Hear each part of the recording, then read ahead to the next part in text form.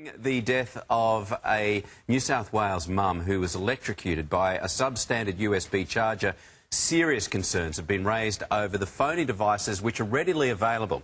And to explain how we can keep ourselves safe, we're joined by CyberShack's Anthony Slater. Good morning to you, Anthony. It's a very sombre topic, but, you know, we'd hate to see this happen in another instance. How can we spot a fake? Yeah, look, and this is part of the challenge. It's difficult because some of the fakes will try to imitate the official charges that are out there. And one of the things that they have, the government's come out with these symbols which you know, show that the device is certified and allowed to be used, and these appear on the devices. But it's a very small tick. It's very small. As you can see on this one here on your screen at the moment, with all the international symbols that are out there, you've got a huge smorgasbord of icons that you're looking for, and it can be really difficult to detect what's correct for you.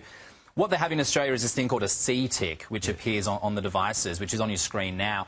So you can look for that symbol, but as I said, sometimes the fakes have got that as well. Right, well, the fakes have got one big advantage, is that they're temptingly cheap, aren't they? They are. So what's the difference? Why are the fakes dangerous and why are they not doing the job safely? Yeah, absolutely. Look, a lot happens in these small devices. They're not just simple. There's a lot of engineering and electrical engineering which happens. They're converting a lot of wattage down to a smaller amount for your phone.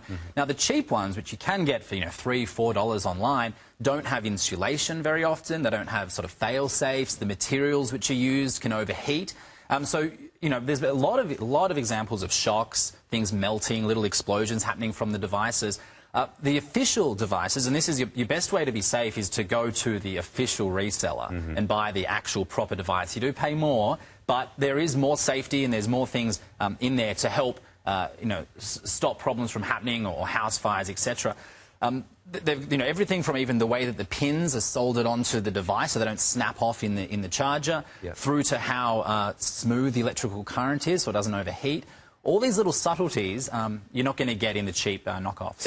We're so connected to these devices these days that we can sometimes forget also that they're an electrical product.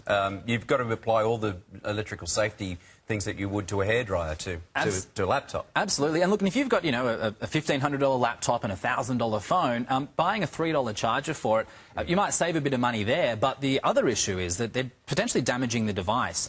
There was a really good analysis done by some scientists looking at the cheap ones versus the real ones, and they can damage the touch screen, they can overheat the device, your battery can last less. Also, it can take twice as long to charge on some of these substandard chargers. So I think it is worth investing that little bit more and getting the official one for safety, also for the life of your devices. So I think that's important. When you buy these things, you get that feeling you're being gouged, but as you say, it's better be safe than sorry. Absolutely. Thanks, Anthony. Back to you, Dave.